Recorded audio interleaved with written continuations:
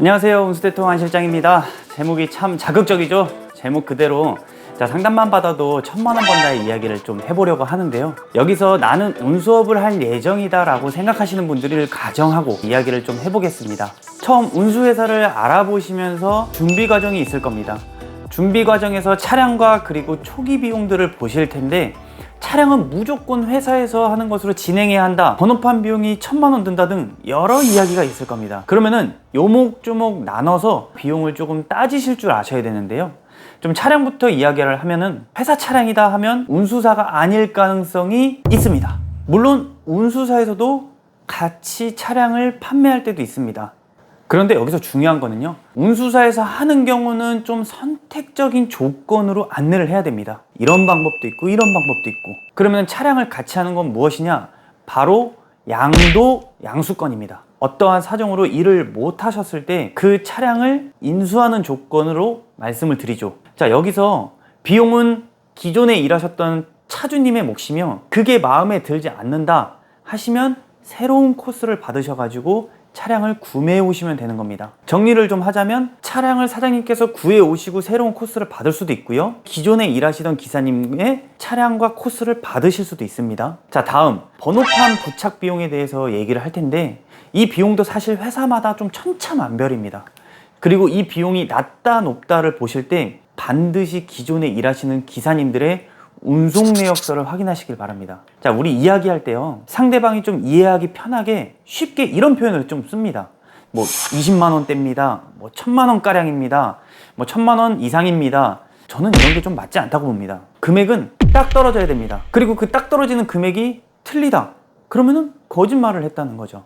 20만 원대입니다 했는데 20만 원대면 21만 원이야, 29만 원이야. 1000만 원대입니다, 이게 1000만 원이야, 1200만 원이야. 이렇게 중구난방 될 수 없다는 거죠. 자, 이제 본격적으로 1000만 원 번다 이야기를 좀 하겠는데요. 차량은 사장님께서 직접 구매해 오실 겁니다. 그럼 이 차량을 구매하실 때 여러 방법을 통해서 구매해 오실 텐데요. 여기서 중요한 건요, 차량 번호만 알게 되면 차주와 통화가 가능하다는 겁니다.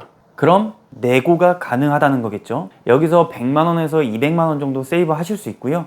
내고가 안 된다고 하더라도 유통 과정이 제외되기 때문에 조금 더 좋은 조건의 차량을 인수하실 수 있으실 겁니다. 그럼 두 번째, 초기 비용입니다. 대략 얼마가 될지 제가 한번 예상해 보면 아마 운수대통과 500만 원가량 차이가 발생할 겁니다. 더 많이 발생할 수도 있고요. 제가 이전 영상에서도 말씀드린 대로 초기 비용이 높으면 악순환의 연속입니다. 어떻게 악순환의 연속이 될 수 있느냐? 차량과 코스를 같이 드리는 기사님이 있으실 때, 만약에 그 기사님이 초반에 많은 비용을 납입을 하셨다 하시면은 그 비용을 오시는 분이 다 떠안으셔야 됩니다. 서로 맞지 않으면 당연히 새로 들어오시는 기사님들은 차량을 구매와서 운수대통의 비용을 지불하시고 하시는 게 더 낫기 때문에 그분 거를 받지 않으실 겁니다. 지금 여러 기사님들이 저한테 자기 차량과 코스를 다른 분에게 넘겨드리고 싶어요 라고 하는데, 제가 왜 그 부분을 진행을 안 하냐면요, 그분들은 진행하실 때 너무 비용이 높았습니다. 그러면 운수대통을 보시고 들어오시는 기사님들이 그거를 하게 되시면 또 높은 비용,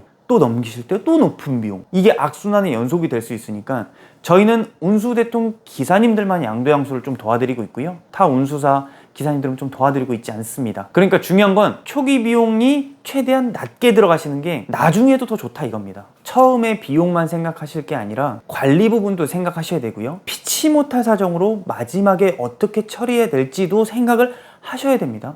이게 바로 운수사의 역할이고요. 자, 세 번째, 운송 내역서입니다. 자, 원청사는 기업이나 센터에서 운송료를 받아 기사님에게 지급을 하는데, 여기서 운송료, 유류비, 세금 등 당연히 기사님들께 지급을 해드리는 부분이 있습니다. 하지만 이런 걸 좀 교묘한 방법으로 지급을 안 할 때도 있는데요. 그래서 운송 내역서를 반드시 확인하시라는 겁니다. 예를 들어 완제급, 자, 이 급이라는 말이 정말 여러 가지를 내포하고 있는데, 완제라는 제도가 너무 좋은 제도다 보니까 이 급이라는 단어를 붙여서 완제인 것처럼 보이려고 하는 겁니다. 완제가 아닙니다. 완제는 완제지 완제급이라는 단어를 쓰지 않습니다. 좀 센터나 기업에서 각종 수당들이 좀 붙고요, 간혹 운수사에 수당을 주는 경우도 있습니다. 이거는요, 운수사가 가져도 되는 수당입니다. 예를 들어 기사님들을 뽑아줘서 센터가 원활하게 돌아가게 해주셔서 감사합니다 라고 해서 운수사에 주는 비용도 있거든요. 근데 저희 운수대통은 기사님이 오셨기 때문에 센터가 잘 돌아간 거지, 운수대통이 있어서 센터가 잘 돌아가지는 않는다고 생각해요. 그래서 운수대통이 주는 수당들도 기사님들에게 드리고 있습니다. 아마 이런 비용이 10만 원이 넘으실 겁니다. 그래서 다른 기사님과 운수대통 기사님과 급여 명세서를 확인했을 때 이런 비용이 차이가 나실 겁니다. 운수대통은 초기 부담이 조금 없고 지속적인 관리와 기사님들께 지급되는 수당들을 모두 드리고 있습니다. 두리뭉술한 견적서 보지 마시고요. 정확한 견적과 운수사에 일하는 기사님들의 운송 내역, 그리고 그 기사님들의 컨디션까지도 확인하셔야 됩니다. 운수사에서 어떻게 관리하는지를 아셔야 되니까요. 센터에 와서 얼굴은 비추는지, 관리는 제대로 해주는지, 사고 처리는 어떻게 해주는지, 나 경조사는 어떻게 해주는지, 이런 것들을 신경 쓰는 튼튼한 관리 운수사를 가셔야 된다는 겁니다. 자, 정리해 보겠습니다. 차량 구매 시 한 100에서 200만 원 정도 세이브가 되실 거고요. 초기 비용 한 500만 원 정도가 세이브가 되실 겁니다. 그리고 일하시는 동안 비용이 기하급수적으로 차이가 나실 겁니다. 왜요? 운송 내역서에 들어가는 수당 부분 자체가 다르니까요. 요즘 운수대통에서 계약하시는 분들이 좀 많다 보니까 이제 센터와 기업에서 조금 운수대통은 정말로 깔끔하게 운수업을 하고 있구나. 왜냐고요?